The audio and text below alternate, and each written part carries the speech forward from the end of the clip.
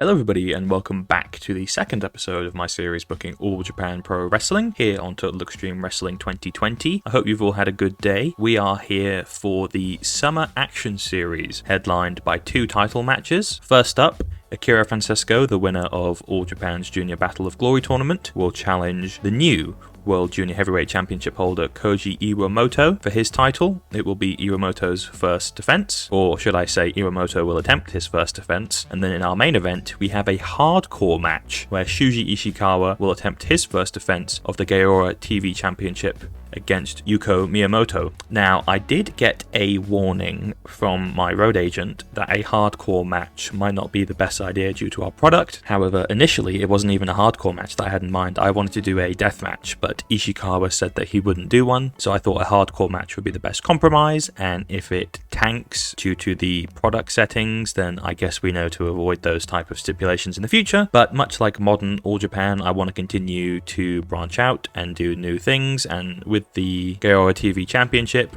we've seen hardcore matches, TLC matches, death matches in real life, so I want to continue that trend. Anyhow, with that out of the way, let's get right into the show. I have it set up properly this time so I don't have to cut away before actually starting. But in our opening contest, the Next Dream duo of Atsuki Oyagi and Rising Hayato defeat Alejandro and Ruki Honda in 10 minutes. When Rising Hayato defeats Alejandro, a 45 rated match. Atsuki Oyagi had a 42, Rising Hayato had a 40, Alejandro had a 42, and Ruki Honda had a 33. A nice opener just to get us started off as we continue to look to get more reps in for all four of these wrestlers: Alejandro, Ryuki Honda, Atsuki Oyagi, and Rising Hayato.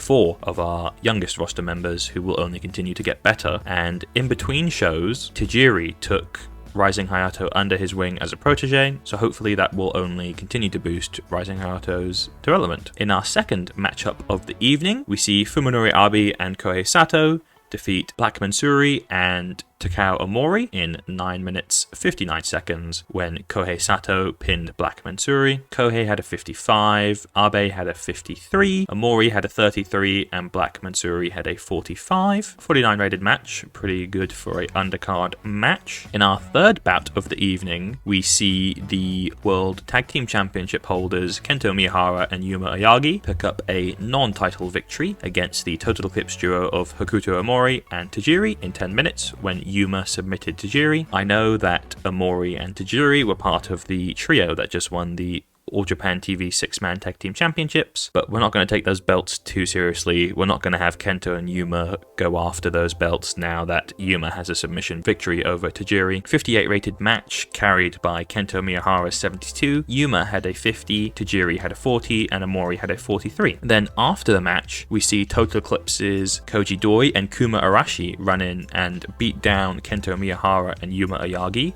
and pose with Next Dream's World Tag Team Championships, as it seems that Kento Miyahara's and Yuma Ayagi's next challengers I should say, have made their intentions very clear. Following that, back to our scheduled programming this evening, we see Strong Hearts pick up a victory over Purple Haze when Shima pinned Izanagi after 15 minutes and 20 seconds. We had El Lindemann work through a broken nose in this match, although it certainly didn't seem to hinder his performance. He had a 58. T-Hawk had a 62. Shima, who, as we know from the last episode, is not very pleased with us, had a 52, which is down from his last performance. I assume that will be related to his low morale. Zeus had a 61. Shakiro Iri, who was off his game, had a 50, and Izanagi only had a 34. I was a little timid to give Strong Hearts the victory here, as Shima and El Lindemann are both junior heavyweights, and T-Hawk is a heavyweight who doesn't have the biggest stature. I didn't want the loss to hurt Iri and Zeus, but I think with Izanagi taking the pinfall to Shima, that isn't really much of an issue here, and I was comfortable making that decision. 60 rated match, I'm very pleased with that. In our next bout, in a 63, we see Dan Tamura, Hikaru Sato, Shotaro Ashino, and Suwama lose to the Total Eclipse group of Jake Lee, Koji Doi, Kuma Arashi, and Yusuke Kodama in 14 minutes 48 when Kuma Arashi pinned Dan Tamura. Our new Triple Crown Heavyweight Championship holder, Jake Lee, led the match with a 71, which is very encouraging. Koji Doi had a 45, Kuma Arashi with a 50, Yusuke Kodama with a 49, Dan Tamura with a 35, Hikaru Sato with a 61, Shotaro Ashino with a 63, and Suwama with a 67. Some very encouraging performances all across the board there. I'm glad to see Jake Lee take a step up into the 70s following his big title win, and Kuma Arashi gets some momentum for himself and Koji Doi going into their presumed World Tag Team Championships match against Kento Miyahara and Yuma Oyagi. Then in our first title bout of the evening, Koji Iwamoto makes his first defense of the World Junior Heavyweight Championship against Akira Francesco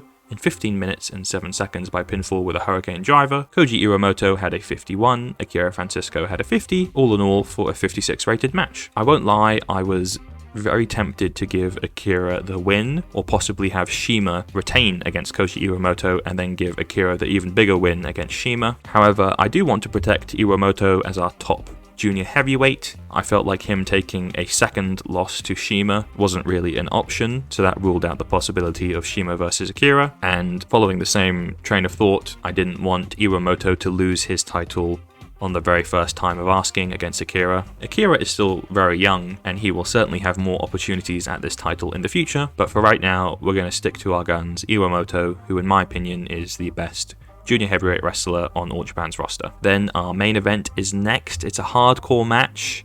I did get a warning about how it might not be good for our product settings, so I'm a little bit nervous, but nevertheless, let's see what it is.